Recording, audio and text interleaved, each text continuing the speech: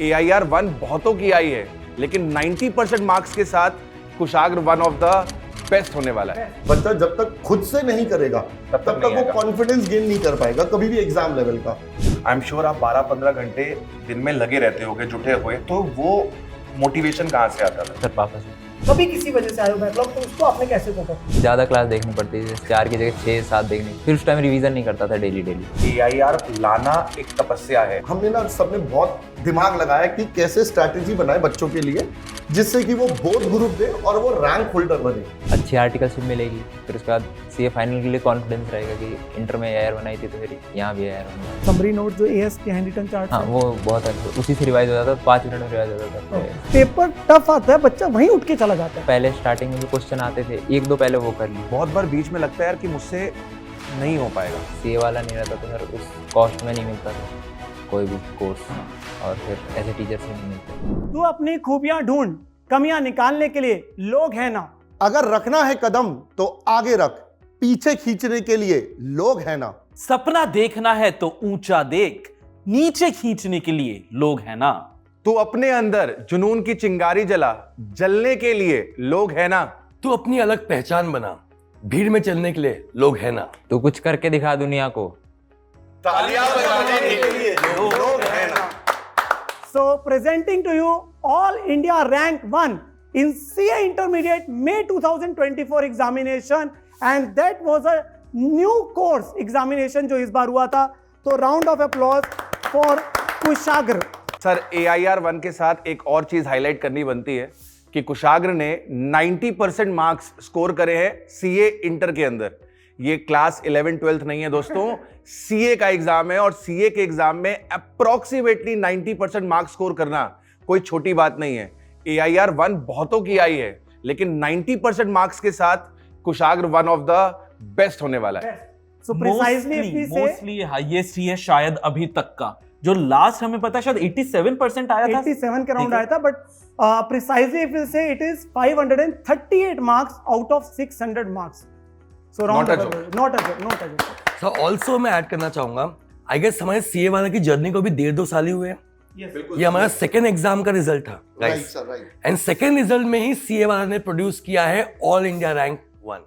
And needless to mention this fact also कि कुशाग्र ने सारे के सारे सब्जेक्ट्स 6 के 6 पेपर जो CA इंटरमीडिएट के हैं वो PWC अपने पास में पढ़े हैं, एंड मार्वलस अचीवमेंट कुशाग्र। बिल्कुल sir, he has created the history जो हम कितने टाइम से सोचते हैं कि यार वो AIR-1 का अचीवमेंट अपने अंदर ही बहुत बड़ी चीज है, और साथ में वन ऑफ द हाईएस्ट जो अभी तक हमें पता है in the history CA intermediate का परसेंटेज टर्म्स में। So it is like tremendous, मतलब वो चेरी ऑन द केक वाली बात है कि ऑलरेडी AIR-1 एंड सब कुछ।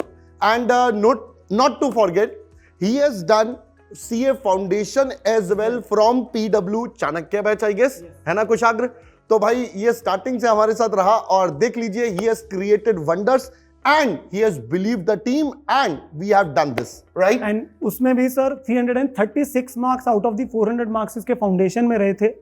सो जबरदस्त परफॉर्मेंस वहां पे थी, और वहां से अब अगर हम देखें तो all India rank 1 sir, all India rank 1। Sir अलग सर बोल रहे थे कि कुशाग्र जरा बोलता नहीं है, हाँ ठीक है, सब बोल रहे थे कि कुशाग्र जरा बोलता नहीं है, बट आज गाइस, आज बच्चों, हम लोग सारे टीचर साथ में बैठे हैं, विल मेक श्योर कि इस सेशन में कुशाग्र बहुत बोले। और जो बच्चे हैं आने वाले टाइम में एग्जाम्स देने वाले हैं, उन सभी को कुशाग्र से कोई ना कोई एक बहुत बेहतरीन इनपुट्स मिले और उनकी तैयारी में एक लेवल आगे बढ़े, और वो भी क्लियर करके दिखाए। और आज हम जानेंगे बच्चों एक एक सब्जेक्ट के बारे में डिटेल में कि उसको किस तरीके से पढ़ा, कौन से ऐसे चैप्टर्स थे जिसने कुशाग्र को भी परेशान शायद कर दिया, ठीक है, उनको इसने किस तरीके से टैकल किया। ये सारी स्ट्रैटेजीज, ये सारी चाणक्य नीति हम समझेंगे आज कुशाग्र से। सर मैं इसमें एक एड ऑन करता हूँ। एवरीवन इज सेइंग कि कुशाग्र बोलता नहीं है, मैं कहता हूँ काम बोलता है। इसने अपना जो करके दिखा दिया ना, वो सब कुछ बोल चुका है। अब इसके आगे वो बोले या ना बोले डज नॉट मैटर, इसका जो परफॉर्मेंस है वो खुद के अंदर सब कुछ बोल रहा है। AIR-1 अपने अंदर ही सब कुछ बात कर रहा है, तो इसके आगे कुछ बोलने की जरूरत है नहीं कुशाग्र को। बट यस, आने वाले जो बच्चे हैं उनके लिए ये सब एक सीख लेना कि हम कैसे ये कर सकते हैं। जो आपके फ्यूचर जूनियर्स आने वाले हैं वो ये सब कैसे कर सकते हैं, आज we are trying to take it out from him. तो शुरू करते हैं सर सेशन को। बिल्कुल सर, एक बार बिल्कुल। स्टार्ट करने से पहले कुशागर के इंडिविजुअल सब्जेक्ट वाइज मार्क्स बता देते हैं सर। सो इसके 3 सब्जेक्ट्स में तो सर 92 मार्क्स हैं 3 सब्जेक्ट्स में, that is advance accounting, taxation and FM&SM। 3 subjects में 92 मार्क्स। और सुनील सर के सब्जेक्ट में कॉस्टिंग में इसके हाईएस्ट मार्क्स सर आप ही बताइए। सर 97।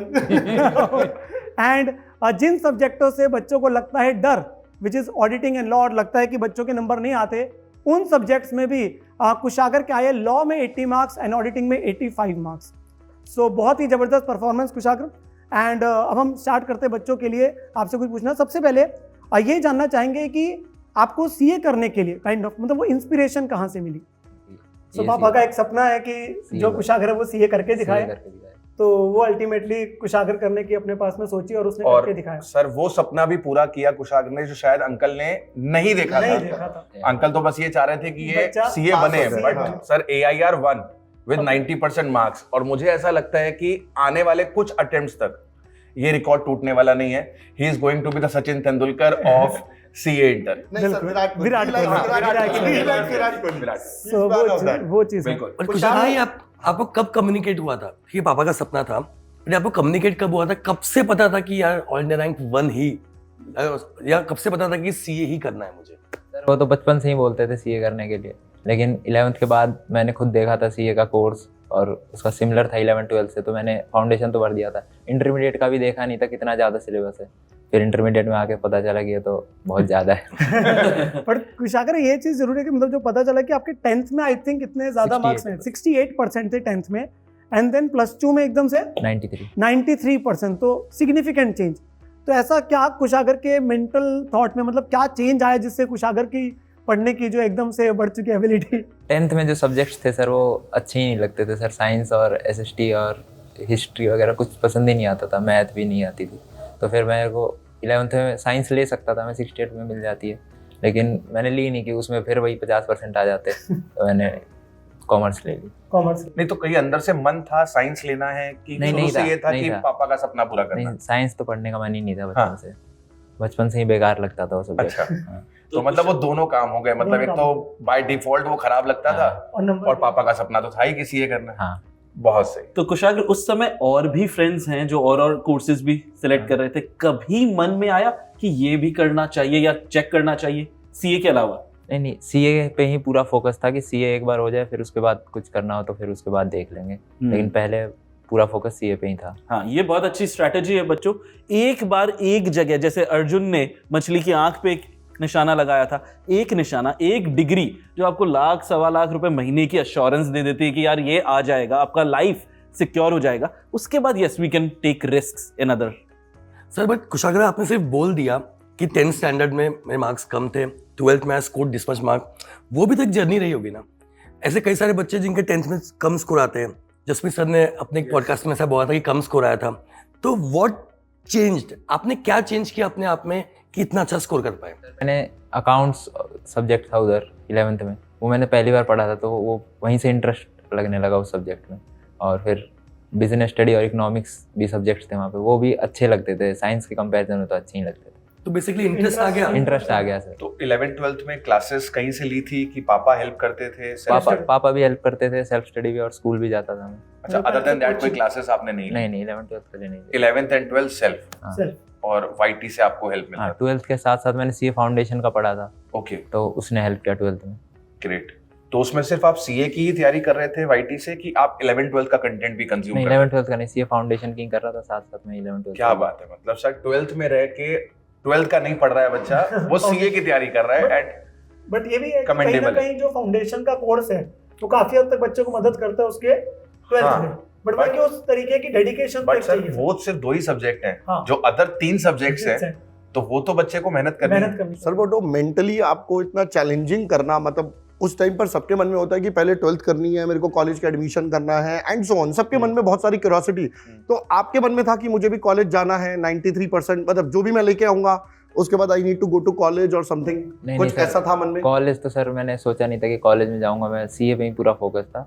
अच्छा, सीए तो कर लिया, फिर कॉलेज नहीं किया है। अच्छा, ज्वाइन ही नहीं किया सर। ओके, तो पूरा एक चीज- फोकस ओनली टुवर्ड्स सी। एक चीज मैं पूछना, मतलब क्या मेंटल कंडीशनिंग थी कि मतलब आप इतने एफर्ट्स मार रहे थे, लाइक आप स्कूल भी जा रहे हो, आप सेल्फ स्टडी कर रहे हो और सिर्फ 12th का नहीं पढ़ रहे हो, आप सीए की पढ़ाई भी कर रहे हो। आई एम श्योर आप 12-15 घंटे दिन में लगे रहते होगे, जुटे हुए, तो वो मोटिवेशन कहाँ से आता था? सर पापा से। मतलब ऐसा क्या, मतलब उन्होंने मोटिवेट किया? सर वो इतनी मेहनत कर रहे हैं तो उनके लिए कुछ करना था, तो कितने घंटे मेहनत करते थे पापा? दिन भर सर 4-5 तो उनका क्या शेड्यूल मतलब रहता है? उनका क्या थोड़ा सा schedule था? वो सुबह 4 बजे चले जाते हैं ऑफिस, उठ करके खाना वाना बना के फिर चले जाते हैं ऑफिस। अच्छा, 9-10 बजे तक ऑफिस जाते हैं वो, और उसके बाद फिर रात को 8-9 बजे आते हैं और फिर उसके बाद फिर खाना वाना बना के फिर सोते हैं 12 बजे तक। मतलब वो सुबह पापा 4 की बजे आपने- उठते हैं, देन घर के हाँ। जो भी कोर्स हाँ, है वो सर। करते हैं। फिर उसके बाद ऑफिस जाते हैं और फिर रात को लौटते हैं। सर वो स्ट्रगल्स ये जो है ना, मतलब दिल पे लगती है ना जब फैमिली के स्ट्रगल्स। मैं हमेशा बोलता हूँ, बच्चे कई बार बोलते हैं सर मोटिवेशन चाहिए, मोटिवेशन नहीं मिल रहा। मैं हमेशा उनको बोलता हूँ बेटा मोटिवेशन आपके सामने है। आप सबके माता पिता जो आपके घर पर है वो हमेशा आपके लिए जुझारू रूप से, मतलब ना वो हर टाइम रहते हैं। और मैं बच्चों को ना इतनी सी बात भी बोलता हूँ क्लास में हमेशा कि यार आपके ऊपर कोई और प्रकार का बर्डन नहीं डाला हुआ। आपके पेरेंट्स ने सिर्फ आपको इतना सा बोला है, दे हैव ट्रस्टेड यू कि यार आप सिर्फ पढ़ाई करिए। पढ़ाई करो। और उसके बाद जब आप वहां पर भी गड़बड़ करते हैं ना, तो मतलब पेरेंट्स के लिए अपने लिए थोड़ी प्रॉब्लम क्रिएट रहती है। बट वही कुशाग्र ने उसको रिवर्स करा कि नहीं, मेरे पेरेंट्स जब इतनी हेल्प मेहनत कर रहे हैं तो मुझे भी उनके लिए करना है, and that is the real motivation. एक चीज कुशाग्र और जो हमारी सीए फाउंडेशन की टॉपर थी लास्ट टाइम सृष्टि, हाँ, उन दोनों में एक एक चीज same कॉमन थी, दे वर दी सिंगल पेरेंट चाइल्ड। हाँ, और single उनको parent। अपने पेरेंट्स का दर्द दिखता था, दर्द पेन पता है सर, पेन। और स्ट्रगल्स है। स्ट्रगल। जिस भी बच्चे को अपने पेरेंट्स का दर्द दिख रहा है, वो बच्चा कभी भी पीछे नहीं हटता। वो सर करके दिखाया, वो करके उन्हें दिख दिखा। रहा है कि मेरे जो माता पिता वो इतनी मेहनत कर रहे हैं, बिल्कुल। इतना कुछ कर रहे हैं, मेरे लिए कर रहे हैं। वो चाहते ही है कि मैं कुछ करके दिखाऊं कुछ करके। जीवन में। तो बट मैंने ये भी देखा सर, बहुत सारे ऐसे बच्चे हैं उनके साथ में ऐसे सर्कमस्टांसेस है, फिर भी वो उस चीज की कदर नहीं करते। ये तो बहुत सीरियस आप लोगों ने बातें कर ली यार। अपने बच्चे इतने सीरियस थोड़ी जानना चाहते हैं। हाँ, कुशाग्र थोड़ा नॉन सीरियस टॉक भी कर लेते हैं, ठीक है? बी इट 11th 12th या फाउंडेशन, दोस्ती यारी कैसी है? कम दोस्त है सर, बहुत कम। दोस्त कम है? बहुत कम। वो क्या हो, कम बोलते हैं हम? हाँ। बस इसी कारण से? हाँ। या लगता है कि दोस्तों की वजह से डिस्ट्रैक्शन होगा? हो सकता है सर, डिस्ट्रैक्शन भी हो सकता है। डिस्ट्रैक्शन। एक बात हम सभी को पता है कि कुशाग्र क्रिकेट के बहुत बड़े फैन है ना? हाँ, and Virat Kohli, yes sir. Yes, cricket and Virat Kohli के सबसे बड़े फैन है। तो अपार्ट फ्रॉम क्रिकेट और क्या एंटरटेनमेंट एक्टिविटीज आप रखते कुछ थे नहीं। फ्रेश रखने के लिए अपने आप को? क्रिकेट देखना सर, बस और कुछ नहीं। सिर्फ क्रिकेट देखना? यानी म्यूजिक भी नहीं, मतलब और ज्यादा नहीं लोगों को सुनता नॉर्मली था। म्यूजिक से लोग कनेक्ट करते हैं। ज्यादा नहीं सुनता सर म्यूजिक। अच्छा, और पढ़ते वक्त भी नहीं सोशल सुनते। नहीं, पढ़ते वक्त तो कहाँ म्यूजिक। हाँ, सोशल मीडिया बताओ। सोशल मीडिया नहीं सर। अकाउंट भी नहीं है। इंस्टाग्राम चलाता। अकाउंट मेरा कोई नहीं नहीं है। सर। गजब गजब है। गजब है। ये सेल्फ डिसिप्लिन डिसिप्लिन है, Discipline। डिसिप्लिन है। मतलब क्लियर है सर, थॉट क्लियर है ना? Thought चीज़ clear। clear है कि सर मैंने- मतलब ये बोल रहा है कि मैंने दोस्त कम बनाए क्योंकि मेरा फोकस से हट जाता था। ठीक है, क्रिकेट मुझे पसंद था इसलिए मैं वो एक्टिविटी कर रहा था, बाकी किसी चीज में कोई और इंटरेस्ट ही नहीं। So much focus sir.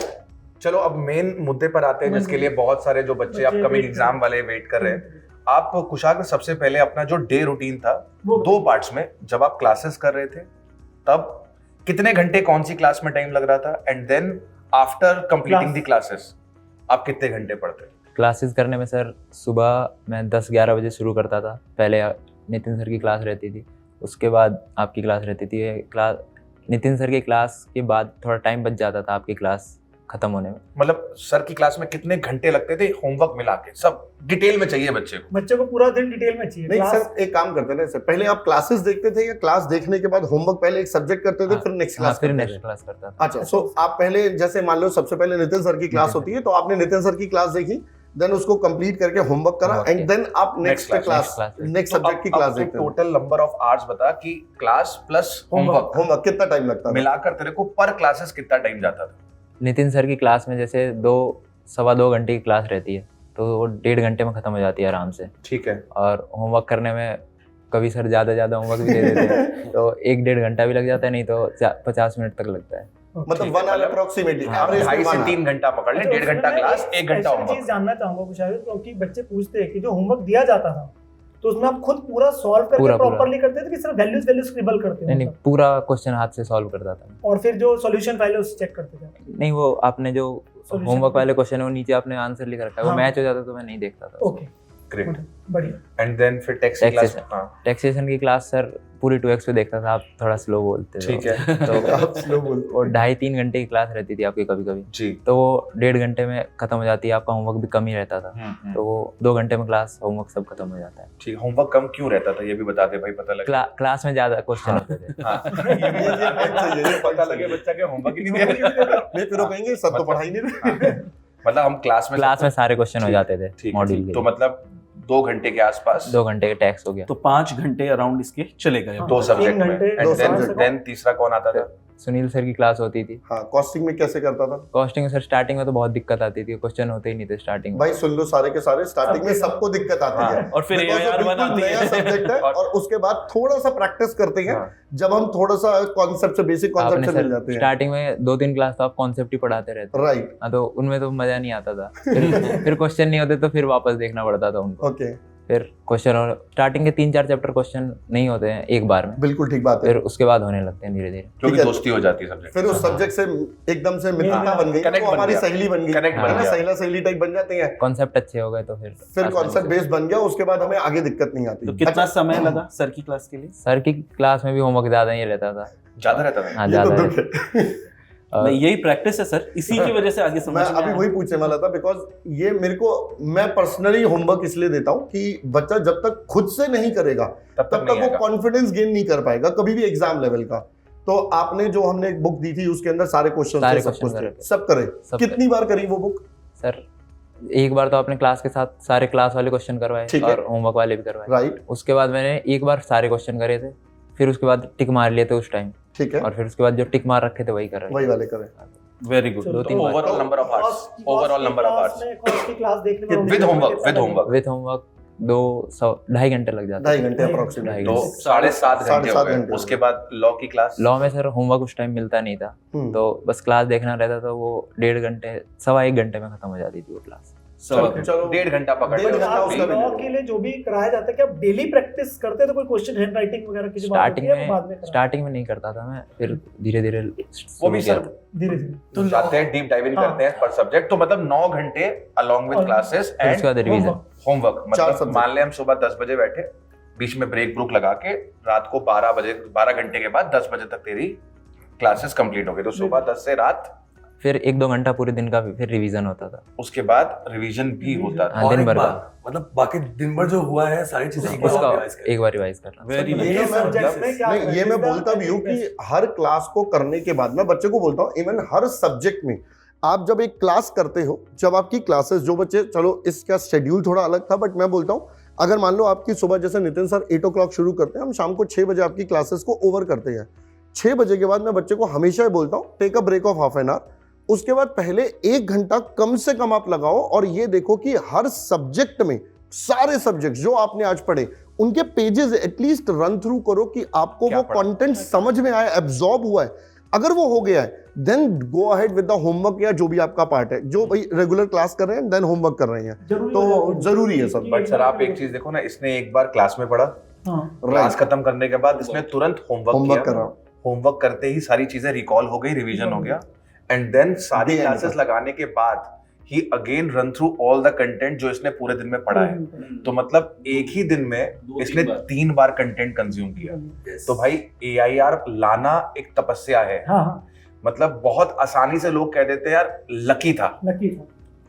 तो वो लक भी तब काम करता है जब आपने एफर्ट्स डाले होंगे, लक के साथ आपने जो हार्ड तप है सर इसका, वो लक के तप है। साथ तप है। वो तप है। तो वो हर कोई आपकी मेहनत नहीं देखता, केवल सक्सेस देखता है और लास्ट डे पे आके ताली बजा के जाता है। और कई बार तो लोग ऐसा बोलते हैं अरे लकी था यार, अभी पहला अटेम्प्ट था ना इसलिए ऐसे आ गए नंबर। लेकिन 90% नंबर लाना, तो आपका शेड्यूल जो ऑलमोस्ट 8-9 बजे तक क्लासेस होगी और फिर आपने रिवाइज किया 1-2 रिवाइज घंटे, किया है।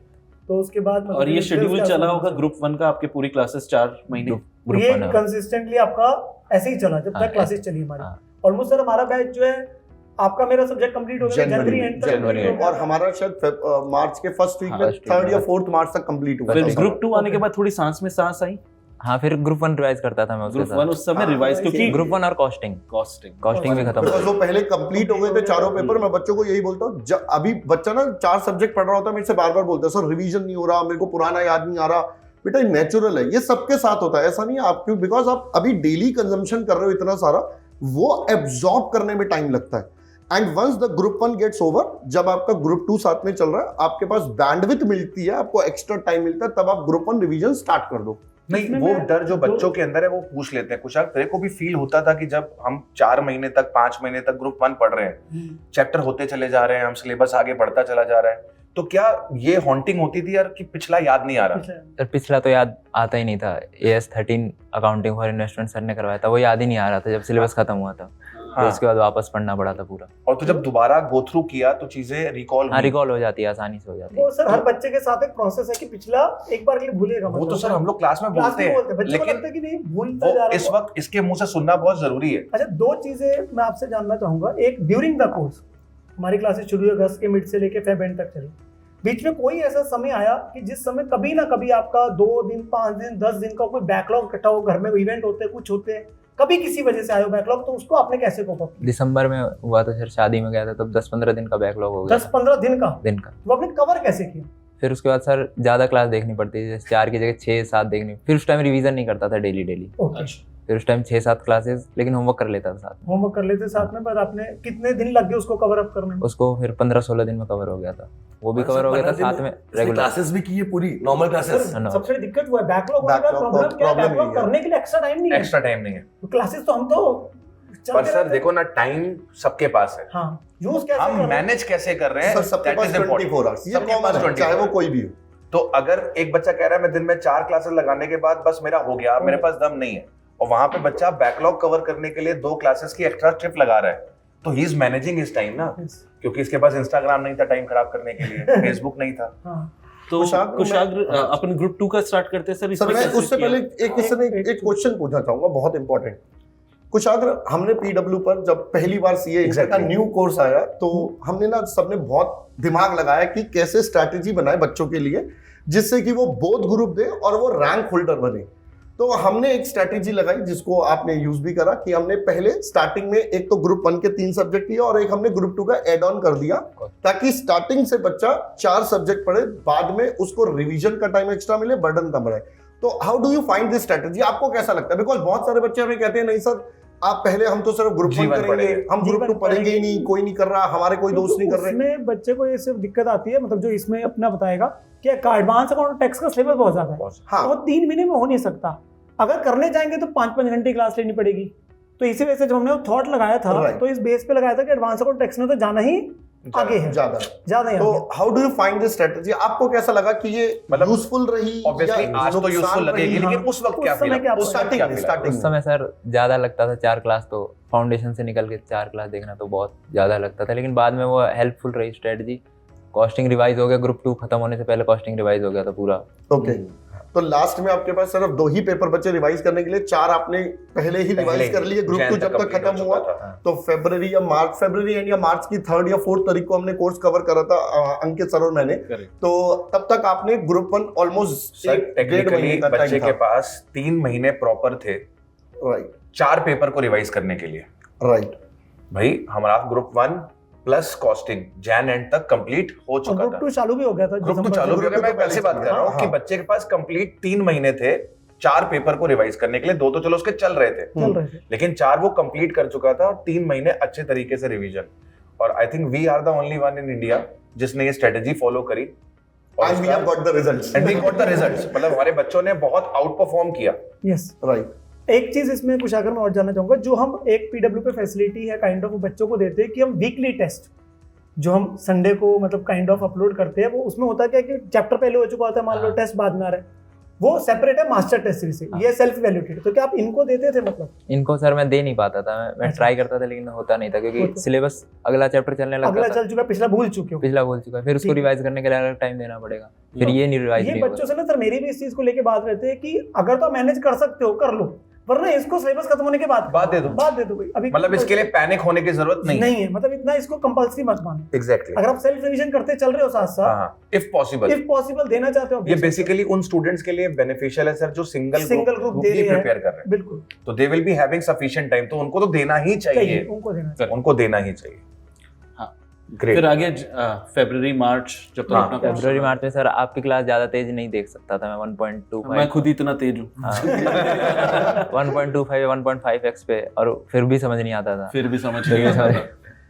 तो ऑडिट जो सबसे डरावने सब्जेक्ट में से एक आता है ठीक उसमें है, सर उसमें बहुत कैसे किया सर आपने जो वो चार्ट्स बनवाए थे वो मैंने बना लिए थे कॉपी में ठीक है और उसके बाद उसको रिवाइज करता था बार बार ओके लिख के कभी कभी करता था सारे लिख के नहीं हो पाते थे टाइम नहीं रहता था सही बात है ठीक है तो अभी हम सब्जेक्ट वाइज उसकी रिवीजन स्ट्रेटजी पे चलते हैं सर रिवीजन स्ट्रेटजी पे बिल्कुल तो सबसे पहले जैसे एडवांस अकाउंट के अंदर में सिलेबस ऑब्वियसली समंदर मतलब ये तो फर्स्ट टाइम था तो सिलेबस कंप्लीट कराना तो उसके बाद आपने जब सब्जेक्ट को एक बार के लिए खोला दोबारा से रिवीजन के लिए सोचा तो कौन से चैप्टर जैसे सोचा क्योंकि बड़े चैप्टर्स भी अमेलगमेशन अकाउंटिंग स्टैंडर्ड्स भी है तो कैसे मैनेज किया आपने रिवीजन सर जब आपने एएस शुरू किए थे एएस एक नवंबर के एंड में नवंबर एंड में हाँ तो उसके बाद होमवर्क ज़्यादा नहीं मिलता था तो उस टाइम मैंने अकाउंट्स रिवीजन चालू कर दिया था स्टार्टिंग से जिस सीक्वेंस में आपने करवाया था उसी सीक्वेंस में मैंने किया था ओके और जो बड़े चैप्टर से लाइक अमेलगमेशन कंसोलिडेशन इन चैप्टर्स में क्वेश्चंस कैसे करते हो क्योंकि क्वेश्चंस भी बहुत ज़्यादा है वो तो मैं उसके लिए चलो बदनाम हूँ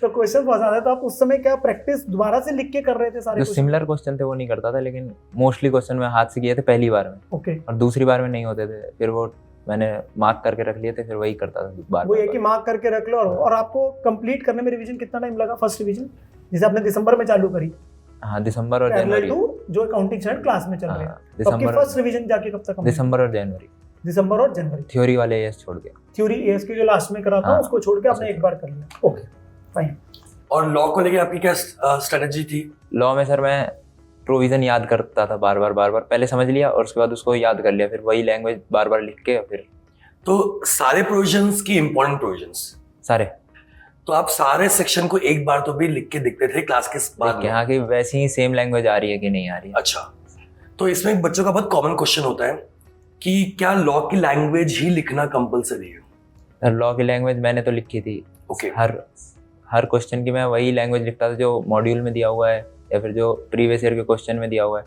वही मैं सेम लिखने की ट्राई करता था सर अच्छा तो आप ट्राई कर रहे थे कि ऑलमोस्ट जितनी ज्यादा हो सके हाँ, सेम लैंग्वेज लिखो तो एज इट इज रेप्लिकेट हो पा रही थी स्टार्टिंग में नहीं होती थी फिर धीरे धीरे होने विद लगी प्रैक्टिस है विद प्रैक्टिस तो आपने प्रोविजंस को फिर एक बार दो बार तीन बार भी लिखा है लिखा सर एक दो बार ही है लेकिन पढ़ लिया उसको 6-7 बार पढ़ लिया याद राइट दूसरा एक कॉमन क्वेश्चन जो बच्चों का लॉ को लेके होता है कि आंसर्स कैसे लिखते हैं उसमें बहुत प्रॉब्लम होती है आपकी क्या स्ट्रेटजी थी उसमें आंसर सर आईसीआई मॉड्यूल जैसा सेम जिस फ्लो में वो लिखता है वही फ्लो में लिखने की मैं कोशिश तो करता था। बेसिकली अगर हम ऐसे का मॉड्यूल देखें तो पहले वो प्रोविजन लिखते हैं Provision, लॉ लिखते हैं फिर और फिर fact। कंक्लूजन मतलब आंसर लिखते हैं फैक्ट और कंक्लूजन तो फैक्ट्स भी आप लिखते थे अगर जैसे पेपर में मैंने स्टार्टिंग के क्वेश्चंस में लिखे थे फिर लास्ट के क्वेश्चन में टाइम नहीं बचा था तो फिर लास्ट में स्किप करके दोनों मिक्स करके लिख देता फैक्ट और तो conclusion what do you feel कि क्या फैक्ट्स इतना कंपलसरी होता है कि सिर्फ प्रोविजन और कंक्लूजन लिखा तो भी काम चल जाता है चल जाता है काम प्रोविजन और उससे लेकिन थोड़े बहुत फैक्ट्स लिख दो तो वो ऊपर से ही प्रेजेंटेबल हो जाता है लॉ बीइंग अ थ्योरी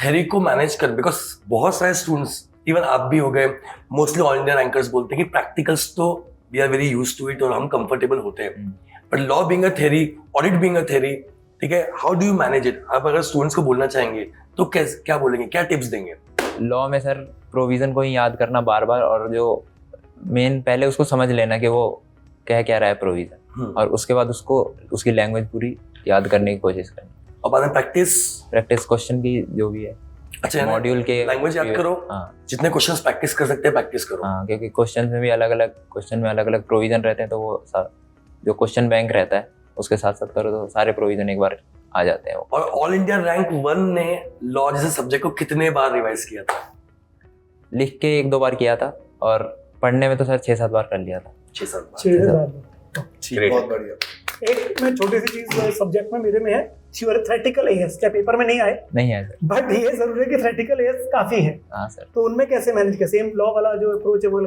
लगाया था लेकिन उसमें फिर थोड़े बहुत नॉर्मल वर्ड्स भी लिख देता था मैं ओके हाँ एएस वाले जो थ्योरी एएस थे उसमें नॉर्मल वर्ड्स भी मिक्स कर प्रैक्टिस करी थी थोड़ी बहुत लिख के टाइम नहीं मिला था। टाइम नहीं मिला था। और एमसीक्यूज को कैसे किया, क्योंकि फर्स्ट टाइम थे एमसीक्यूज जो हमारे इन प्रैक्टिकल सब्जेक्ट्स में आए।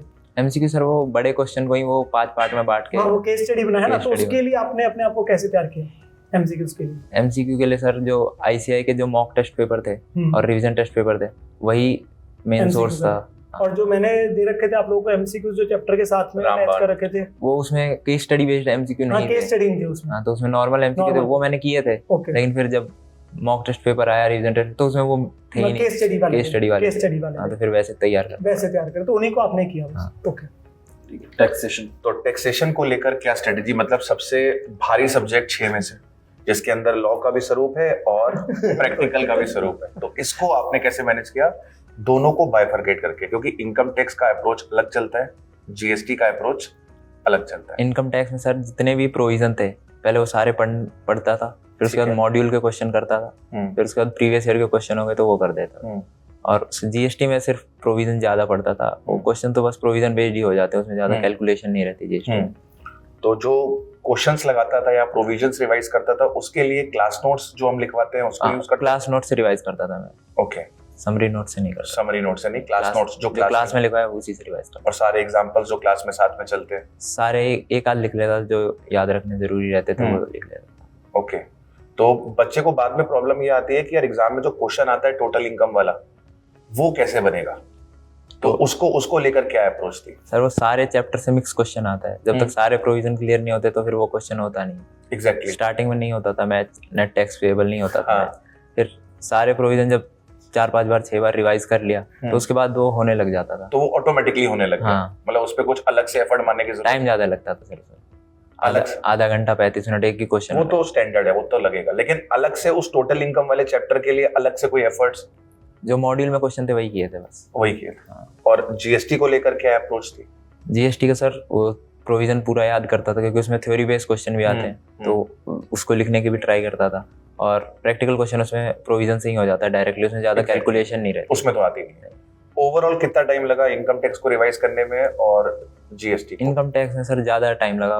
जब जीएसटी शुरू हुआ था तब मैंने इनकम टैक्स रिवाइज शुरू कर दिया। जीएसटी हमारा शुरू हुआ था अप्रोक्सीमेटली दिसंबर के स्टार्टिंग में, तब मैंने शुरू कर दिया था इनकम टैक्स रिवाइज करना। ठीक है। और इनकम टैक्स का रिवीजन खत्म हो गया था जीएसटी के खत्म होते होते। 2 महीने लगे मतलब? हाँ। एंड देन उसके बाद जीएसटी? उसके बाद जीएसटी साथ में भी कर रहा था, लेकिन उसमें जीएसटी में कम टाइम लगा। उसमें 10-15 दिन में जीएसटी पूरी रिवाइज हो गई थी। अच्छा, तो मतलब तुझे ज्यादा स्कोरिंग क्या लगा, इनकम टैक्स ज्यादा स्कोरिंग है कि जीएसटी ज्यादा स्कोरिंग है? इनकम टैक्स सर थोड़ा ज्यादा सिलेबस है उसका, लेकिन उसको अगर पढ़ लो तो वो भी स्कोरिंग है, वो ऐसा कम स्कोरिंग है। जीएसटी में सिलेबस कम है तो वो, और बराबर वेटेज है दोनों का, तो जीएसटी ज्यादा स्कोरिंग। जीएसटी ज्यादा स्कोरिंग है। बहुत बढ़िया। हाँ, तो पहले मैं कॉस्टिंग की बात करता हूँ। कॉस्टिंग में कुशाग्र ये बता, स्टार्टिंग में जैसे तूने बोला कि मेरे से क्वेश्चन नहीं बनते थे, जो मैं होमवर्क देता था, स्पेशली स्टार्टिंग के 4 चैप्टर की मैं बात करूँ, cost sheet, material, employee cost और ओवरहेड्स, यहाँ तक जनरली हर बच्चे को दिक्कत आती है। तो यहाँ तक तूने अपना मोमेंटम कैसे मेंटेन करा? क्योंकि बच्चा फिर उसके बाद कहता है यार मुझसे तो हो ही नहीं रहा है, तो वो कई बार तो ना वो सोचता है यार मैं कर ही नहीं रहा इसको, तो वो तूने मोमेंटम कैसे मेंटेन करा? सर जो आप क्लास में करवाते थे वो तो क्लास के साथ ही करके समझ लेता था, फिर होमवर्क तो होता नहीं था कभी कभी कुछ क्वेश्चन, तो वो आप अगले दिन क्लास में डिस्कस करते थे, तब उससे समझ के फिर। और मैं जो अगले दिन नेक्स्ट क्लास में आधा घंटा, इवन 45 मिनट्स, कभी कभी तो 1 घंटा भी लग जाता है डाउट में, तो वो वर्थ था या नहीं था? वर्थ था सर, वर्थ था। अच्छा मुझे ये बता, कॉस्टिंग में जब आगे बढ़ते रहे तो इजी होता चला गया, मतलब इजी मतलब आप दोस्त बन जाते हो सब्जेक्ट के, कंफर्टेबल हो जाता है। एक मेरे पास ना बच्चों का अक्सर डाउट आता है यार बहुत सारे क्वेश्चंस हैं, तो एंड टाइम के लिए तूने उसको कैसे कंसाइज करा 1.5 डे वाले दिन में, कि मेरे को लास्ट में सिर्फ 1.5 दिन में यही पढ़ना है, या ये कैसे करना है? जो डिफरेंट क्वेश्चन थे एकदम जो सिमिलर थे वो मैंने हटा दिए थे पहले। ये सिमिलर वाले मार्किंग कब करी?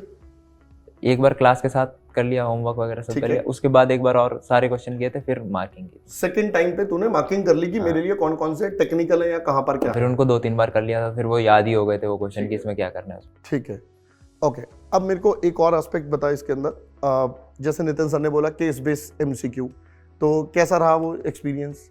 सर केस बेस्ड एमसीक्यू जो पेपर में आया था वो सर थोड़ा हार्ड आया था, पहला वाला जो आया था, लेकिन बाकी हो गए थे, इजी थे, हो गए थे। हाँ, मेन क्वेश्चन से ही वो सारे 5 पार्ट। राइट, मैंने बोला ही था कि वो मेन जो न्यूमेरिकल क्वेश्चन है उन्हीं को 5 पार्ट्स में बन के मिल जाएगा। ओके, ये तो रहा कॉस्टिंग का पार्ट।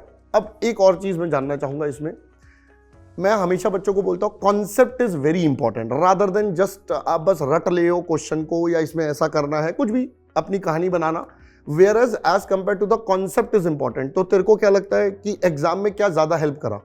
एग्जाम में sir concept, case based MCQ में कॉन्सेप्ट बहुत ज़रूरी है। ओके, और इस बार जो पेपर आया था उसमें तो बहुत सारे क्वेश्चन सिमिलर ही आए थे पिछली बार। राइट, बिल्कुल। हाँ, तो उसमें ज़्यादा दिक्कत हुई नहीं। हाँ, कॉस्टिंग का पेपर वाज क्वाइट इजी, मतलब कंपेयर टू पास जो भी रहे हैं अभी तक उसके कंपैरेटिवली रिपीटेटिव क्वेश्चन से, मतलब सिमिलर नेचर के क्वेश्चन थे, वोंट से रिपीटेटिव।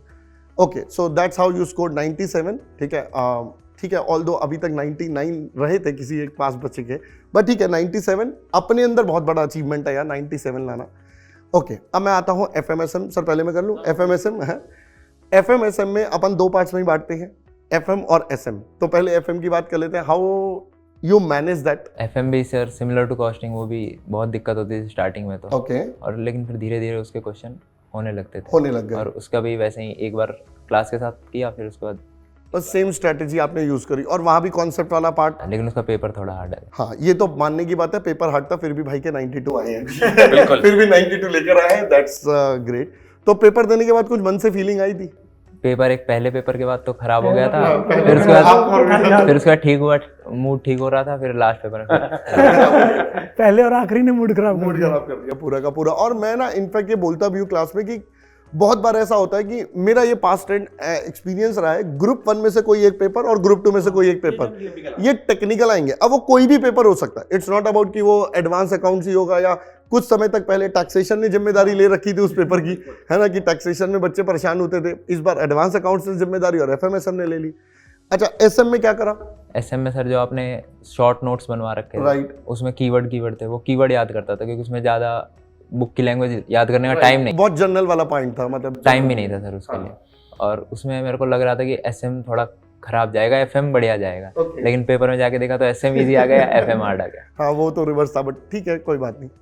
चलो, अब रिवीजन के टाइम पर तूने वही मल्टीपल टाइम रिवीजन करा। एसएम में कितनी बार रीडिंग करी थी? 2 बार सर। 2 बार में सेट हो गया मामला? नहीं, सेट नहीं, उसमें डर लग रहा था एसएम में और ऑडिट में, क्योंकि वो लेट खत्म हुआ था और उसका ज़्यादा रिवीजन नहीं हुआ था। ओके, लॉ थ्योरी था, लॉ का 5-6 रिवीजन हो गया था, लेकिन ओके, इसके 2 या 3 ही हुए थे। बट उसके बाद भी यू डिड अमेजिंग। तो आजा बेटा, ऑडिट की बात करते हैं। ठीक है, ऑडिट एक नया सब्जेक्ट आया था, पहली बार पढ़ा था। ठीक है, तो क्या 11 के 11 चैप्टर्स करके क्या था? हाँ सर, 11। हाँ, तो ये एक बहुत बड़ी बात है, क्योंकि बच्चे जनरली चैप्टर 3, चैप्टर 4 जैसे चैप्टर वो सर बहुत खतरनाक, सबसे खतरनाक चैप्टर्स जो लगते हैं बच्चों के, तो लेकिन तू 11 के 11 करके गया था। ठीक है, जब ऑडिट पढ़ता था, ठीक है, याद करने की कोशिश करता था ड्यूरिंग द क्लास? हाँ, पूरा याद करने की, क्योंकि वो पूरा थ्योरी सब्जेक्ट है, उसमें ज़्यादा समझने को है, थोड़ा बहुत समझने को, लेकिन पूरा याद करने को ही पूरा याद करने को है। तो याद क्या करता था अपन? साथ साथ में जैसे अभी कीवर्ड याद करता था, जो हम हमेशा बोलते हैं कि ऐसे है कीवर्ड पे नंबर देता है, तो ये हुआ तेरे साथ? कीवर्ड पे नंबर, कीवर्ड पे 85 है। क्या कीवर्ड के बाद बच्चा एक दिमाग में आता है, सर कीवर्ड याद कर लूंगा, आगे मैं अपने मन से बना सकता हूँ? क्या मन से बनाया था? स्टार्टिंग में मन से बनाया था, लेकिन फिर वो मैच नहीं हो रहा था, तो फिर ट्राई किया कि उसके जैसा सेम लिखने की, जैसे लॉ में तूने? हाँ, फिर दोनों मिक्स होकर के, दोनों मिक्स करके, लेकिन नंबर उसमें मिल गए थे। ठीक है, अब जब ये चार्ट को क्लास में वापस जैसे अकाउंट्स और में करता था कि होमवर्क करता था, तो क्या चार्ट हर टॉपिक के बाद बनाता था? क्लास के साथ ही बनाता था, क्योंकि रिकॉर्डेड देखता था, तो उसको पॉज करके फिर वहीं आपने जैसे समझा दिया, फिर उसके बाद पॉज किया, फिर उसके बाद खुद जितना याद रहा उससे बना लिया, फिर देख के बना लिया। और आईसीआई मॉड्यूल या आईसीआई का जो पार्ट अपने पीडब्ल्यू मॉड्यूल में है, क्या उसको पढ़ा? आईसीआई का पार्ट सर मैं आईसीआई मॉड्यूल से ही पढ़ता था। आईसीआई मॉड्यूल, वो एक ही बात है, सेम पार्ट है। ठीक है, तो आईसीआई से पढ़ता था पक्का से। ठीक है, और जो क्वेश्चंस आते थे जैसे टेस्ट योर अंडरस्टैंडिंग है या बैक क्वेश्चंस रहते हैं, उनको देखे थे सारे? देखे थे सर, वो होते ही नहीं थे। वो होते ही नहीं थे। ठीक है, और उसके बाद कॉन्सेप्ट सर वही पूरा रटता था, उसको मैं बैठ पूरा रटता था। हाँ, उसके बाद कुछ क्वेश्चन हो गए तो हो गए, नहीं तो फिर वो समझ ही नहीं आता था। ठीक है, एग्जाम का पेपर जब देखा तो कैसा लगा? एग्जाम सर बहुत इजी आया था, ऑडिट का। सीए फाइनल का हार्ड आया था, ऑडिट का तो मुझे लगा ये भी हार्ड आएगा, लेकिन वो आया नहीं। लेकिन अपने 70% ऑडिट चेंज हो गई थी। फर्स्ट अटेम्प्ट था तुम्हारे ऑडिटिंग एंड एथिक्स का। हाँ, न्यू वाले बहुत आए थे टॉपिक। इसको भी अपन डिवाइड करते हैं, 30 मार्क्स एमसीक्यू, 70 मार्क्स अपने डिस्क्रिप्टिव। 30 जो एमसीक्यू थे वो पढ़ के कैसे लगे थे कि आईसीआई में से निकल गए थे? हाँ, आईसीआई की जो लाइंस रहती है उसी में से वो एमसीक्यू बने रहते हैं। मतलब क्या बच्चे को आईसीआई को बोल कर रीड करना जरूरी हाँ, है? बोल कर रीड करना, बोल कर बोल read कर वो जल्दी याद हो जाता है बोल कर। और एग्जाम में रिकॉल भी जल्दी हो जाता है कि हाँ यार ऐसा कुछ पढ़ा था। तो कौन कौन से चैप्टर वाइज एक जर्नी बता, कैसे कैसे चैप्टर्स के साथ? चैप्टर 1 बहुत इजी था सर, 11 भी इजी था, उसके बाद 5 था, 5 बहुत दिमाग खराब करता था। हाँ, और 18 नंबर का 5 दिमाग खराब करके आया था। और उसके बाद फिर 8 चैप्टर था, वो बहुत बड़ा चैप्टर था लेकिन वो समझ आ गया था, आपने कारों में बहुत टाइम लगाया था तो वो समझ आ गया था। समझ आ गया था। हाँ। ठीक है, तो मेजर नंबर वहाँ पे कवर कर लिए। हाँ, उसके बाद चैप्टर 7 था शायद। हाँ, नया चैप्टर था कंप्लीशन एंड रिव्यू। नहीं, चैप्टर 7 टॉपिक 9 हाँ, स्पेशल वो भी बहुत बड़ा चैप्टर था। हाँ। वो भी सर समझ आया था, कुछ आया था, लेकिन उसमें जो मेन थे जो आपने मार्क करवाए थे कि ये वाले का बहुत क्वेश्चन आता है, होटल पे क्वेश्चन आता है, पिल्फरिंग पे क्वेश्चन आता है, तो वो मैंने याद किया था कि वो याद किया वो था। मेन क्वेश्चन तो काम आया था वो। ठीक है बेटा, थ्योरी पेपर और प्रैक्टिकल पेपर ऑब्वियसली अप्रोच एकदम अलग होती है। ठीक है, पसंद तो थ्योरी नहीं है मैं देखा कहीं बोले थ्योरी है। ठीक है, तो हाँ अंकित सर, मैं ये कहूंगा कि कुशाग्र ने ना बिल्कुल ऑनेस्ट वाले आंसर दिए, Honest, कोई हाँ, फैब्रिकेटेड filter आंसर नहीं नहीं है, filter नहीं है। है। जैसे मतलब होता है ना कि बच्चा कहता है कि यार, जैसे अगर मेरे 97 आएंगे, मैंने कई बार बात करी ना, बच्चा कहता नहीं मैंने तो इतनी बार पढ़ लिया था, मेरे को तो कोई दिक्कत नहीं आती थी। But he is very honest कि नहीं यार, स्टार्टिंग में मुझे दिक्कत आती थी, आई एम वेरी ऑनेस्ट कि मुझे दिक्कत आती थी, बट वो दिक्कत के बावजूद ही कंसिस्टेंटली वर्क, एंड वो जो परफॉर्मेंस आई है फिर उसके बाद, मैं हमेशा ना ऐसा बोलता हूं, हम जैसे इसका फेवरेट प्लेयर विराट कोहली है, तो हम ये देखते हैं मैच में वो खेल रहा है और उसने सेंचुरी बना दी, तो हम सब अप्रिशिएट करते हैं यार क्या प्लेयर है यार, क्या जबरदस्त खेला। बट हमने उस प्लेयर के पीछे का हार्डवर्क कभी नहीं देखा। तो मैं हमेशा बोलता हूँ हार्डवर्क कम्स फर्स्ट, और उसके बाद सारी चीजें, लक, स्मार्ट वर्क सब आता है, बट पहले हार्डवर्क बहुत ज्यादा जरूरी है। और अगर आपने हार्डवर्क मिस कर दिया तो भाई सारा मामला आगे का गड़बड़ हो जाता है। And what that is what I can feel कि इसने हर सब्जेक्ट में उतनी एफर्ट लगाए हैं, उतने हार्डवर्क करे हैं। वो ट्रेट ऑफ वीकेस के अंदर भी है कि अगर वो मैच के बाद भी जाके अगर वेट लिफ्टिंग करता है, पार्टी के बाद भी वेट लिफ्टिंग करता है, मतलब कि लगा हुआ है वो बंदा भी, तो वो भी बंदा लगा है सर, इसने भी वेट लिफ्टिंग करी है ना, इसने किताबों की करी है। कुशागर, आपसे एक चीज़ जानना चाहूँगा कि एक तो हर सब्जेक्ट की कितनी रिवीजन्स करी, मतलब एग्जाम से पहले, और एक दूसरा आपने master test series I think दिए थे, और एक चीज वो और ऐड कितने करूंगा, यूजफुल रहे, और एक चीज और ऐड करूंगा, एग्जाम से एक दिन पहले रिवीजन्स कैसे करें, कैसे करी सब सब्जेक्ट्स। हाँ, मतलब सबसे पहले नंबर ऑफ रिवीजन्स पर सब्जेक्ट कितनी आपने करी, एक बार पता चले, एक्सेप्ट अपार्ट फ्रॉम दी जो क्लास में करा रहे उसके अलावा। एडवांस अकाउंटिंग सर 3-4 रिवीजन हो गई थी, 3 से 4 रिवीजन, और लॉ की तो 6-7 रिवीजन हुई थी, बताया मैंने। और टैक्सेशन की भी, इनकम टैक्स की ज्यादा रिवीजन की थी, 7-8 बार इनकम टैक्स 7-8 बार प्रोविजन क्वेश्चन 3-4 बार किए थे। ठीक है, तो रिवीजन के टाइम पे क्वेश्चंस को प्रेफरेंस देता था कि प्रोविजन को? प्रोविजन को। क्वेश्चन कभी होते थे कभी नहीं होते थे, लेकिन प्रोविजन समझ आ जाए तो काम हो ऑलमोस्ट जाता हो जाते हैं क्वेश्चन। और Costing? जीएसटी को 4 बार रिवाइज किया था, ज्यादा जीएसटी 4 बार। 4 बार। कॉस्टिंग में, कॉस्टिंग में 3-4 बार, 3 से 4 बार। ऑडिट सर दो ही रिवीजन हो पाए थे सर, ऑडिट टाइम नहीं था। और एफएमएसएम एफएम के सर ज्यादा हो गए थे, 3-4 रिवीजन हो गए थे, लेकिन एसएम के 2 ही रिवीजन। एसएम हमारा लास्ट में रहता है, Last लास्ट थोड़ा में सा ना। होता है। Okay. And master test series master आपने टेस्ट कितने सीरीज टेस्ट दिए? फुल फ्लेजेड वाले जो टेस्ट वो- मान पहले 25% था, फिर 50, फिर 75, 75 फिर 100 ये 3 दिए थे मैंने। ओके। 100 नहीं दिए थे मैंने, 100 आपने कोई भी नहीं दिया? नहीं। और- आईसीआई का मॉक टेस्ट दिया था मैंने, कोई ना कोई 100 वाला दे दिया। हाँ, लेकिन इसके मैंने दिए नहीं थे क्योंकि मेरे को ऑडिट और एसएम में कॉन्फिडेंस नहीं था। अच्छा। हाँ, तो मैंने उनको एक बार और रिवाइज किया, एक बार रिवाइज किया था, फिर एक बार और किया, ये टेस्ट दिए नहीं मैंने। सर कहीं ना कहीं इज वेरी ऑनेस्ट, ठीक है, very focus. I have very important question sir actually, कि ये ऑनेस्ट है सर, ये फोकस्ड है, विराट कोहली इसका आइडल है, ठीक है, ऑलमोस्ट सारे ट्रेड सेम है सर। एक प्रॉब्लम, एक दिक्कत जो है वो है सर, वो इमोशंस बहुत शो करता है। एंड ये मैं कल से देख रहा हूँ सर कि कहीं भी उसने बहुत इमोशंस शो नहीं किए। एक बहुत इंपॉर्टेंट क्वेश्चन है, बच्चे जानना चाहेंगे, सी एकदम ऑनेस्टली पूरे दिल के साथ में, AIR-1 कहीं ना कहीं तो मैटर करता है, आपको कितना मैटर करता है? बहुत मैटर करता है सर। क्यों? अच्छी आर्टिकलशिप मिलेगी, फिर उसके बाद सीए फाइनल के लिए कॉन्फिडेंस रहेगा कि इंटर में AIR बनाई थी तो फिर यहाँ भी AIR बन लानी। यू फील इससे लाइफ चेंज हो जाएगी? हाँ, लाइफ चेंज। कितनी चेंज होगी, क्या फर्क पड़ेगा लाइफ में? ये सब हो रहा है, नहीं होता AIR बन नहीं रहती। ग्रेट। फ्यूचर, बहुत बढ़िया।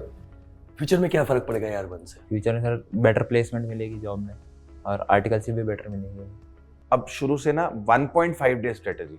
अकाउंट्स का 1.5 तो नहीं रहता है। हाँ, ये तो लेवरेज है, ये तो लेवरेज है यार, ये लेवरेज है। चल, मैंने सोचा था 3.5 डेज पढ़ूंगा, लेकिन फिर ऑडिट में ज्यादा डर लग रहा था तो एक दिन और ऑडिट पढ़ा। 2.5 डेज ही दिए 2.5 थे। days। हाँ, तो चल वो 2.5 डेज का ही बता, 2.5 डेज कैसे पढ़ा? वो जो मार्क क्वेश्चन थे वो सारे किए और फिर एएस थ्योरी वाले एएस थे वो मैंने याद किए थे लास्ट वाले दिन। Okay। और फिर उस दिन ज्यादा लेट नाइट नहीं पढ़ा था, 7-8 घंटे सो के फिर गया था मैं। और समरी नोट जो एएस के हैंड रिटन चार्ट हाँ, वो बहुत हेल्पफुल, उसी से रिवाइज हो जाता था, 5 मिनट में रिवाइज हो जाता था पूरा Okay। AS। तो वो हेल्पफुल रहे। हाँ। लॉ में क्या किया था लास्ट 1.5 डेज? लॉ में सर मैंने सारे प्रोविजन में याद कर रहा था उस दिन, लेकिन लास्ट में टाइम बहुत कम बचा था तो मैंने जल्दी जल्दी में लास्ट के 2-3 चैप्टर जल्दी जल्दी रिवाइज किया और फिर 4 घंटे सो के मैं पेपर देने गया था। लॉ वाला उस दिन टाइम नहीं मिला था। और फिर टैक्स में फिर 3 दिन की टैक्स छुट्टी में थी। इस बार तो 3 दिन की, ये तो इस इस बार तो वही गोल्डन अटेम्प्ट, मैं जो बोल रहा था ये गोल्डन अटेम्प्ट था। और हाँ। पेपर भी मतलब जो टैक्स हाँ। का हर बार मतलब ICAI हाँ, को उसमें अरे रहता सर है वो कि 3 दिन की छुट्टी के हिसाब से comparatively paper was very easy, लेकिन स्टिल टैक्स के पेपर में 92 मार्क्स स्कोर करना, मैं इसका वो क्रेडिट नहीं ले सकता कि सर वो 92 मतलब एक्सट्रीम है सर। पेपर कितना भी हल्का आ जाए, कितनी भी छुट्टी हो, एक वो 92 सीए के पेपर में स्कोर करना is not an easy task. तो रिवीजन कैसे हुआ? लॉ के पेपर में 4 घंटे सो के गया था, उस दिन बहुत नींद आ रही थी तो उस दिन मैं सो मस्त गया सो था। यार। उस दिन मैं सो गया था, आगे अगले दिन से पढ़ाई शुरू करी थी। फिर इनकम ज्यादा टाइम था तो मैंने सारे क्वेश्चन हाथ से करके देखे थे। इनकम टैक्स कौन से वाले? मॉड्यूल के, आरटीपी के? मॉड्यूल के जो सिमिलर थे वो छोड़ दिए थे, जो डिफरेंट डिफरेंट क्वेश्चन मार्क करके रखे थे वो मैंने सारे हाथ से करके देखे थे। अच्छा, जीएसटी के भी, इनकम टैक्स के मतलब मॉड्यूल पे स्टिक करा था फॉर लास्ट 3.5। मॉड्यूल। और जो आपके प्रैक्टिस सेशन के भी मैंने इंपॉर्टेंट मार्क कर लिया था कि ये वाला इंपॉर्टेंट है, ये वाला अलग है, थोड़ा डिफरेंट है, वो कर रहे थे मैंने। ग्रेट। एंड देन कॉस्टिंग में क्या करा? कॉस्टिंग में फिर 1.5 दिन था, उसमें रिवाइज करते करते फिर लेट हो गया था। थ्योरी में पढ़ के नहीं गया था एक दिन पहले वाले, लेकिन क्वेश्चन मैंने जो मार्क किए थे वो सारे करके गया था। पहले रिवीजन कर रहा था तब मैंने वो जो वीडियो आपने डाली थी, हाँ, शॉर्ट वीडियोस में Short। 15-20 हाँ, मिनट वो देख के फिर उसके बाद मैं पहला रिवीजन जब किया था तब मतलब देखी उससे थी। हेल्प मिला कहीं हाँ, ना कहीं। पहले रिवीजन में। ओके, और उसके बाद तो सेल्फ रिवीजन करा, वो तो बहुत जरूरी है। अच्छा, बीच में एक बार कट करूंगा। जैसे मान ले तू आज पेपर देकर आया, 5 बजे पेपर हुआ, तो शाम को 6-6:30 बजे तक घर पहुंच गया। देन तू सेम डे कितने बजे पढ़ने बैठता था और कितनी देर तक पढ़ता था? नहीं पढ़ पाता सर, मेरा सेंटर 2-3 घंटे दूर था। अच्छा। हाँ, तो मैं 5 बजे पेपर हुआ, 5:30 बजे तक, फिर आते आते 8-8:30 हो जाते थे। ओके। हाँ, फिर उसके बाद खाना खा के मैं सो जाता अगले दिन से ही। तो फिर अंदर से मतलब वो फीलिंग थोड़ा- नहीं आती थी यार कि यार मैं पढ़ नहीं पा रहा हूँ, मिसिंग आउट वाली यार? एक चैप्टर ज्यादा से लॉ का मैंने एक या 2 चैप्टर, स्टार्टिंग वाला तो हल्का चैप्टर रहता है, वो 2 चैप्टर मैंने पढ़े थे। कॉस्टिंग का मैंने शायद कॉस्ट शीट किया था, फिर सो गया था मैं। ओके। एफएम में भी मैंने 2 और फिर चैप्टर जिस दिन पेपर देकर आता था फिर उस दिन नींद पूरी करता था? हाँ, उस दिन नींद पूरी करता था। ठीक है। फिर 5वां ऑडिट के 1.5 दिन में क्या किया? 3 दिन। हाँ, तो उसमें मैंने 2 बार रिवाइज कर लिया था ऑडिट को। Very nice. मैंने सोचा था कि जल्दी कैसे किया? मैंने सोचा था कि एसएम में रिवाइज करूंगा। ओह। एसएम के 2 मतलब चैप्टर मैंने पहले जिससे डर लग रहा था उसमें कॉन्फिडेंस आ गया इतना। एसएम को मैंने 2 चैप्टर याद करे थे मैंने आधा दिन लगा करके। ओके। हाँ, उसके बाद मैंने 2.5 दिन में ऑडिट पढ़ा था, मैंने 2 बार रिवाइज किया था। 2 बार रिवाइज जो कैसे किया? इंपॉर्टेंट चैप्टर थे, जो हाई वेटेज वाले, उनको 2 बार किया था, जो नॉर्मल उनको एक बार। परफेक्ट स्ट्रेटजी, मतलब जहाँ पे नंबर भी आईसीआई के वेटेज वाइज होते हैं उस पे ज्यादा। उनको 2। ठीक है। रिवाइज कैसे किया? वही चार्ट पढ़ता था, chart keyword keyword. Perfect strategy है जिससे नंबर आते हैं। और एफएमएसएम में भी सेम रखा है, क्या कुछ डिफरेंट करा? उसमें सर एफएम में खत्म होते होते सर 2 या 3 बज गए थे दोपहर के। ओके एफएम खत्म, फिर एसएम में थोड़ा कम टाइम मिला था, ओके। फिर उस दिन भी लेट हो गया था। उस दिन भी 3-4 घंटे सो गए, लेकिन फिर लास्ट पेपर था तो फिर होप एक अलग होती है, कल फ्री हो जाऊंगा। हाँ, फिर पेपर हार्ड आ गया। तो सर अच्छा एक चीज बताओ कि पेपर के बाद काफी बार बच्चों को ये होता है कि आके मैं चेक करूं अपने आंसर, वो करते थे मतलब कि नहीं करते थे? पेपर से आकर के मैंने अकाउंट्स वाले दिन किया था कि कुछ सही भी कितने है कि सही नहीं है कि नहीं हाँ, है? तो फिर मैंने देखा था तो फिर कितने मार्क्स बने थे? मेरे को एक 2 क्वेश्चन का तो सॉल्यूशन नहीं मिला था। ओके। हाँ, लेकिन बाकी का मिला तो लग रहा था कि सही है। नहीं, कितने मतलब तूने कितने- कितने कितना estimate लग रहा कितना था? किया था? मुझे लगा था 60 तक आएंगे, 55-60 तक आएंगे। 60 तक आए और 92 आ गए। हाँ। वो क्वेश्चन मैंने जोड़े नहीं थे, इंक्लूड नहीं किए थे। अच्छा, और पेपर को करते समय मतलब आपको दिखा कि पेपर इस बार थोड़ा सा अच्छा खासा है, मतलब उन्होंने पॉइंट्स डाले, चीज़ें हैं, करी हुई चीज़ें हैं चाहे, बट फिर भी उस समय अपने आप को कैसे इंश्योर किया कि मैं 3 घंटे एटलीस्ट बैठा रहूँ? क्योंकि सबसे बड़ी प्रॉब्लम क्या होती है, पेपर टफ आता है, बच्चा वहीं उठ के चला जाता है, ब्लैंक आउट हो गया, पेपर छोड़ दिया, फिर पेपर खराब हो के अगले पेपर देने बंद कर दिए। वो कितना इंपॉर्टेंट था, तुमने कैसे माइंडसेट रखा? मैंने जो पहले स्टार्टिंग में जो क्वेश्चन आते थे 1-2 पहले वो कर लिए, और उसके बाद फिर वो क्वेश्चन उठाया जो नहीं आता था कि कुछ स्टेप मार्किंग तो इसमें मिल ही जाएगी। ओके, और एमसीक्यूज पहले करे थे बाद लास्ट बीच में करे थे, बीच में हाँ, कुछ पहले जो question? 2-3 क्वेश्चन जो आते हैं वो कर लिए, फिर उसके बाद एमसीक्यू, फिर हार्ड वाले। कॉन्फिडेंस बिल्डअप हो गया उससे। हाँ, और 15 मिनट के रीडिंग टाइम को कैसे यूज किया पेपर्स में? उसमें वो सारे क्वेश्चन मैं देख लेता था कि कौन सा हो जाएगा, और अगर कुछ पॉइंट बाद में मैं भूल सकता तो वो मैं लिख लेता था वहीं पे पेंसिल से। अच्छा कुशाग्र, जर्नी बड़ी टफ होती है भाई। जब तू तैयारी कर रहा था तब तो नहीं पता था कि यार AIR-1 आ जाएगी या जैसा भी रहेगा। बहुत बार बीच में लगता है यार कि मुझसे नहीं हो पाएगा, तो क्या वो वाली फीलिंग कभी बीच में आई कि यार बस अब नहीं हो रहा यार, बंद करते हैं यार, कुछ और देखेंगे? नहीं, ऐसा नहीं आता था, और कभी आ भी जाता था तो थोड़ी देर पढ़ना छोड़ करके फिर थोड़ी देर बाद पढ़ता था। ठीक है, तो मतलब नेगेटिव एस्पेक्ट सबके साथ आते हैं, तो वो थोड़ा टाइम हाँ, बंद कर दो किताबें, किताब दिमाग को शांत हो जाने दो। बट कोई ऐसे दिन तो आए होंगे कि मतलब एक लेवल से ज्यादा पढ़ाई हो चुकी है, मान लो मार्च अप्रैल में आप 12-12 15-15 घंटे मान लो पढ़ रहे हो, तो कभी जाके तो दिमाग तो एकदम अति हो जाती है ना कि भाई अब तो बहुत ज्यादा हो गया। हाँ। तो ऐसा हुआ, कोई फेज आया मतलब होता था, ओवर स्टडी होगी? सो जाता था सर, अच्छा, सो जाते सो थे? जाता था, मतलब कोई ऐसी एक्टिविटी करते हो, बाहर घूमने निकल गए, दोस्तों से बात कर ली, सो गया, ये ज्यादा बड़ा रिलैक्सिंग चीज थी। ये ज्यादा बड़ी रिलैक्सिंग। यार सी कहीं ना कहीं अपने को बैलेंस करने के लाइफ को कोई ना कोई इमोशनल सपोर्ट की जरूरत पड़ती है, जो इस एज में हम लोग दोस्तों में, कई लोग अपोजिट सेक्स में, ठीक है, बॉयफ्रेंड्स में, गर्लफ्रेंड्स में ढूंढते हैं। एट योर एज कहीं ना कहीं तो वो एक सपोर्ट की जरूरत पड़ी होगी, फोमो होता होगा कि यार इसकी बॉयफ्रेंड गर्लफ्रेंड से, या ये लोग घूम रहे हैं, ये लोग लाइफ एक्सप्लोर कर रहे हैं, मैं नहीं कर पा रहा। और सबसे बड़ी बात कि आप घर पे अकेले होते थे, मतलब सॉरी टू से मम्मी घर पे नहीं है, पापा जॉब पर हैं, भाई भी अपना बिजी है, तो मतलब वो जो अकेलापन, मतलब वो मोटिवेशन कैसे आती है? मोटिवेशन सर पेपर पास करने का, मैं सोचता था कि पेपर पास हो जाएगा तो बहुत है। तो इन सब में इंटरेस्ट ही नहीं था कि इतना था कि एग्जाम खत्म करूंगा उसके बाद करूंगा, नहीं, ऐसा कुछ इंटरेस्ट नहीं था, इंटरेस्ट ही नहीं था इन सब चीजों में, पहले पेपर पे। पढ़ाई पहले। तो उसका गोल क्लियर है। आप बचपन से ही ऐसे थे कि ग्रेजुअली ये बना?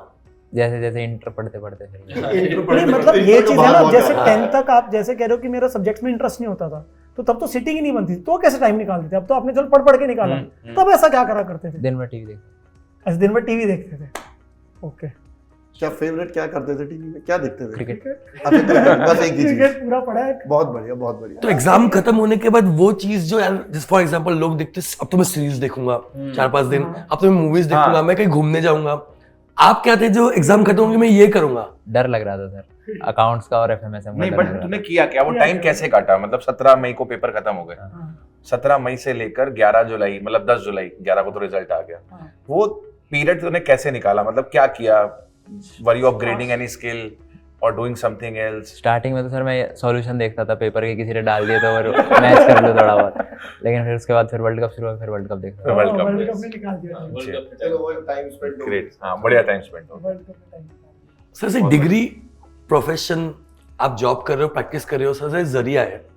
जैसे हमारा सपना बचपन में कि यार बड़ा होकर बहुत पैसे कमाएंगे, दुनिया घूमेंगे, तो आप तो कमा भी रहे हो। अच्छा सर, एक चीज और है, ये बहुत चला था कि पेपर्स एक्सटेंड होंगे, यस, मतलब उस समय मार्च के बीच में ये हल्ला मचा था पूरा कि पेपर्स एक्सटेंड होंगे, तो आपने उस समय और भी नितिन अपना सर ने भी आके बोल दिया था कि सर देखो ऐसे ने जब वो आगे थी इलेक्शन की डेट, तो आज तक तो हिस्ट्री में आज तक हमेशा था कि obvious, हुए थे, obvious। तो हमने उसी को बोला लेके नहीं कर देंगे, पास्ट ट्रेंड यही था। पास्ट ट्रेंड यही था, तो उसको लेके वो 17-18 मार्च की आई थिंक बात है जब ये बात हुई थी। तो आपने उस समय कैसे अपने आप को रखा कि भाई मैं आगे जाऊंगा, और फिर अपनी स्ट्रेटेजी को रिवाइज किया? मतलब वो बच्चों ने ना उस समय लिखा था कि हमारे 5-6 दिन खराब हो गए, यस, और हुए हमें थे। लगा कि आईसीए ने गलती कर दी, उन्होंने ब्लेम बोला हाँ, कि आईसीए ने गलती करी, ये किया वो किया, क्यों तुम लेके बैठे थे कि जून में होने, जून में तुम पहले कैसे ले सकते हो?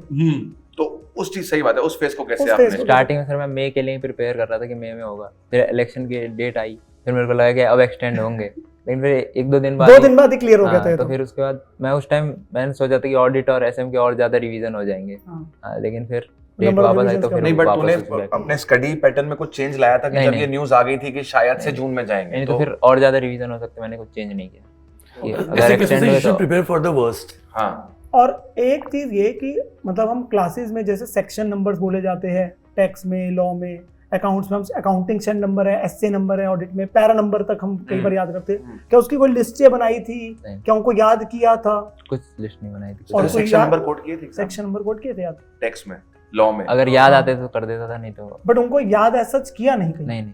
लॉ के याद हो गए थे बहुत सारे ओके, section। बार बार रिवीजन करने हाँ, से लेकिन और टैक्स के और अकाउंटिंग स्टैंडर्ड के ज्यादा मैंने पैरा नंबर नहीं याद कर, बट अकाउंटिंग स्टैंडर्ड नंबर और जो नंबर essay याद था, नंबर है, पैरा वो याद- नंबर याद पैरा था। नंबर याद नहीं था, ठीक है। ऐसे नंबर भी याद नहीं थे। ऐसे नंबर भी याद नहीं थे, ओके। सर मेरा क्वेश्चन मैं फिर से रिपीट करूंगा। ठीक है, मेरा एम था बहुत दुनिया घूमनी है, किसी का एम होता है पैसा कमाना है, बहुत जरिए जो भी हो। आपका क्या फ्यूचर लॉन्ग टर्म एम है? पैसा, पैसा कमाना है, क्यों? ऐसे ही अच्छी लाइफ होती है पैसा कमाने।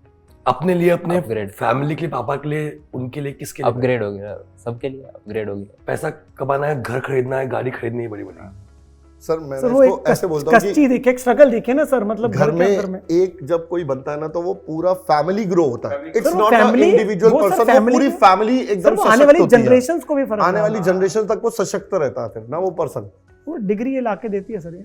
सो सर फाइनली मेरे ख्याल से अब कुशाग्र ने बहुत सारी बहुत बातें सारी अपनी बातें बता दी करी। हैं। जितनी बच्चे जानना चाहते हैं वो सारी बातें कुशाग्र ने बहुत अच्छे तरीके से बताई है।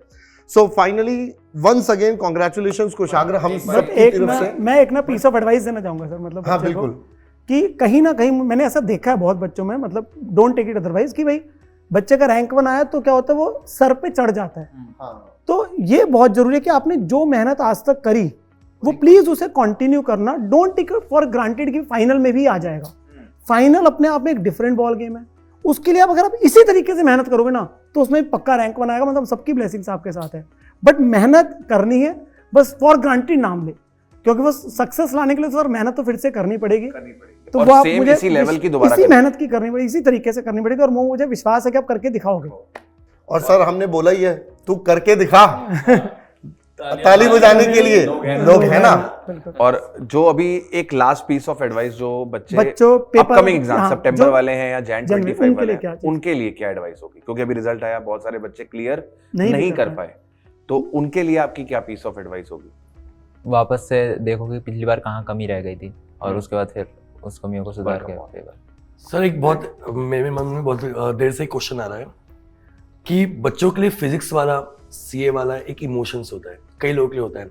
ऑनेस्टली आपके लिए व्हाट इज सीए वाला? उनकी टीचर्स वेरी इंपॉर्टेंट सर। अगर सीए वाला नहीं रहता तो सर उस कॉस्ट में नहीं मिलता सर कोई भी कोर्स, और फिर ऐसे टीचर्स भी नहीं मिलते। आप बहुत कनेक्टेड थे हर टीचर से? हाँ।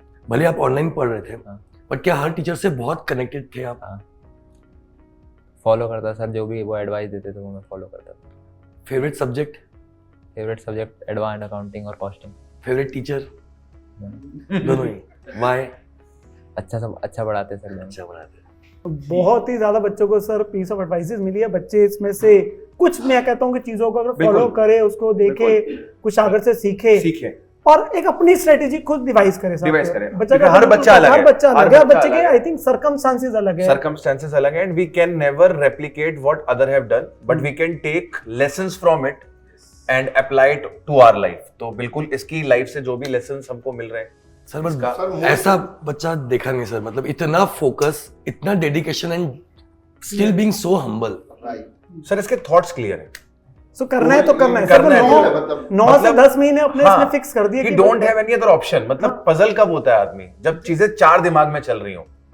जब दिमाग में एक ही चीज चल रही है तो फिर सर वो कहना कि आपने एक एम बनाया, बस उसके लिए सब कुछ दे दिया। सब कुछ दे दिया। बचपन से पापा ने एक एम दे दिया, ठीक है, कि सीए करना है, और बस अब कैसे करना है उसके लिए इसने सब कुछ दे दिया। बट सर मैं बाकी बच्चों को बोलूंगा कि आपको ना सिर्फ यहाँ से इनपुट्स नहीं लेनी है। मतलब मैं हमेशा बोलता हूँ इनपुट्स तो हम भी बहुत सारे क्लास में देते हैं, सब आपने टॉपर्स के इंटरव्यू देखे हैं, पास्ट में भी देखे हैं। भाई उन इनपुट्स को अपनी स्टडीज में यूज करिए, इनकॉर्पोरेट करिए। जहां जहां आपको लगता है कि यार ये चीज मैं अपनी लाइफ में और ऐड ऑन कर दूं तो मेरी तैयारी और बेटर होगी, आप उनको यूज करिए।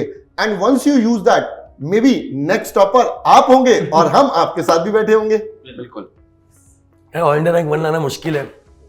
थोड़ा बहुत ऑल इंडिया रैंक लाना मुश्किल है, वो आ सकती है, उस 1 से थोड़ा आसान है वो। और पास होना मुश्किल है। पास तो हो जाते हैं। इसी नोट पे फिर क्लोज करते हैं आज सेशन को। Thank you very much, guys. Thank you very much. चलिए अब आपकी बारी है बेटा next. Now it's your turn. Kushagra ने अपने काम से वो अचीवमेंट करके दिखा दिया जो आपके लिए एक बेंचमार्क है. अब नेक्स्ट टाइम हम पूरा पीडब्ल्यू टीम आपसे उम्मीद करेंगे कि भाई आप बनेंगे नेक्स्ट रैंक होल्डर और हम आपके साथ यहां पर इंटरव्यू करें और हम आपके साथ एंजॉयमेंट करें. सो मिलते हैं दोस्तों जल्दी ही. आप इसको जरूर अपनी लाइफ में यूज करिए. वंस अगेन कॉन्ग्रेचुलेशन कुशाग्र हमारी पूरी टीम की तरफ से. दिल से सीए वाला, हक से सीए वाला.